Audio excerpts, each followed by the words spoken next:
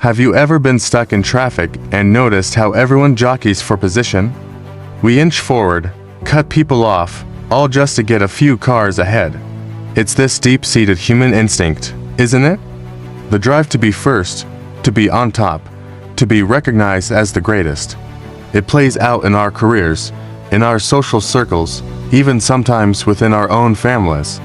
We measure success by titles, by influence, by how many people look up to us, and if we're honest, this desire can creep into every part of our lives. This isn't some new, modern problem. It's a story as old as time. In fact, it was a major issue for a group of 12 guys who were supposed to be learning from the greatest leader who ever lived, Jesus. Imagine this scene. Jesus is on his final journey to Jerusalem. He knows what awaits him there.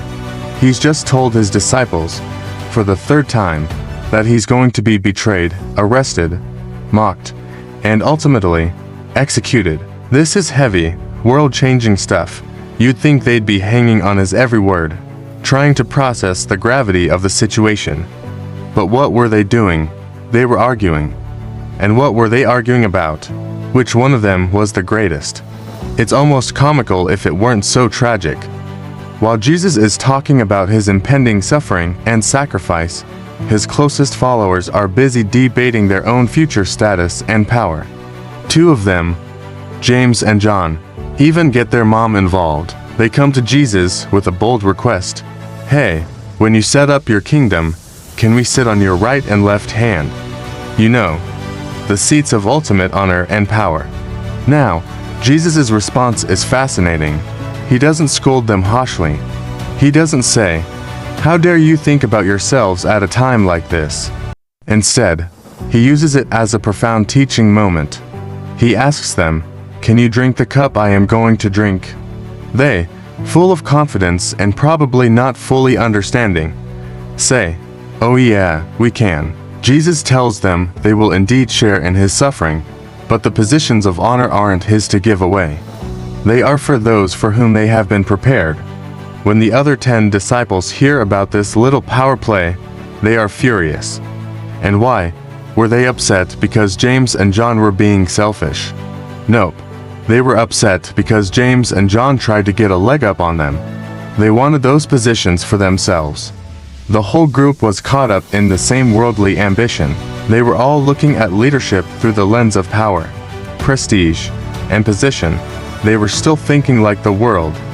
This is where Jesus drops a bombshell that turns the entire concept of leadership on its head.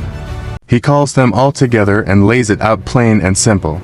He says, "You know that the rulers of the Gentiles lord it over them, and their high officials exercise authority over them. Not so with you." Pause there for a second. That phrase, "not so with you," is revolutionary. He's drawing a massive, uncrossable line in the sand.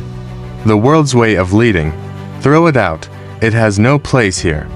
The world's model is top-down. It's about being served. It's about exercising authority, being in charge, and making sure everyone knows it. You climb the ladder by stepping on others. You accumulate power, and you use that power to benefit yourself. We see it everywhere, from corporate boardrooms to political arenas. It's the default human setting. But Jesus completely flips the pyramid. He continues, "Instead, whoever wants to become great among you must be your servant, and whoever wants to be first must be your slave." Think about that. Greatness isn't found in ruling, but in serving. Being first isn't about being on top, but about being at the bottom, willing to do the jobs no one else wants. He uses the most extreme example, a slave.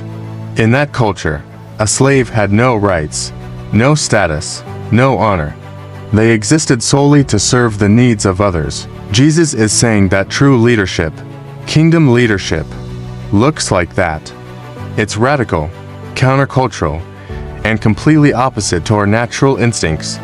Then, to make sure they don't miss the point, he gives them the ultimate example, himself.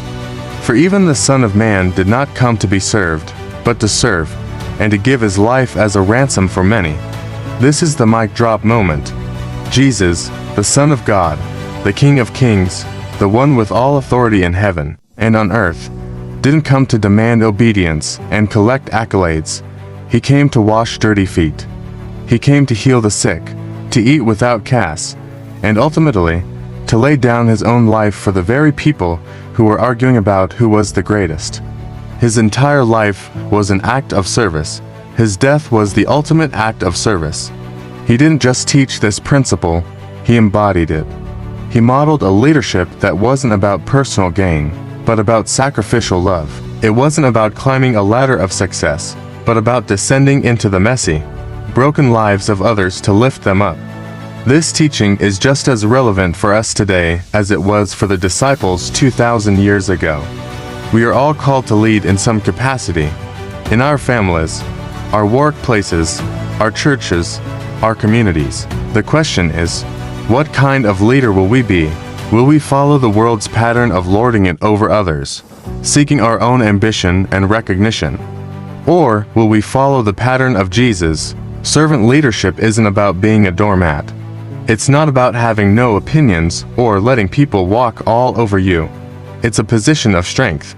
It takes immense security and confidence to put the needs of others before your own. It's about using whatever influence or authority you have, not for self-promotion, but for the empowerment and well-being of those around you. It looks like the manager who stays late to help their team meet a deadline, not just barking orders from their office. It looks like the parent who patiently listens to their child's worries, even after a long and exhausting day. It looks like the friend who celebrates your successes even more than their own.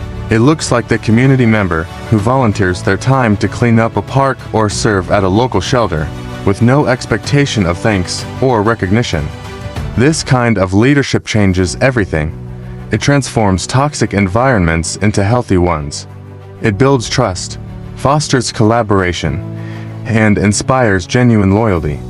It replaces rivalry with relationship and competition with community. Why? Because it's leadership fueled by love, not by ego. The journey from worldly ambition to servant leadership is a lifelong one. The disciples didn't get it right away. Even after this powerful lesson, they continued to stumble, but they were on the path. And by the time we see them later in the book of Acts, they are transformed. They are bold, humble servants, willing to suffer and even die for the sake of the message and the people they were called to serve. They finally understood what Jesus meant. So, the next time you feel that pull to be first, to win the argument, to secure the position of honor, remember this story. Remember Jesus' radical words, "Not so with you. The path to true greatness, in up, it's down. It's found not in being served, but in serving. It's found in following the footsteps of the one who came not to be served, but to serve, and to give his life for us all." That is the kind of leadership that truly changes the world. This message is based on spiritual materials found at lsm.org. Thanks for watching today. If this resonated with you, I'd love to hear your thoughts in the comments. And if you want more content that dives deep into these timeless truths, make sure to like and subscribe. We'll see you in the next video.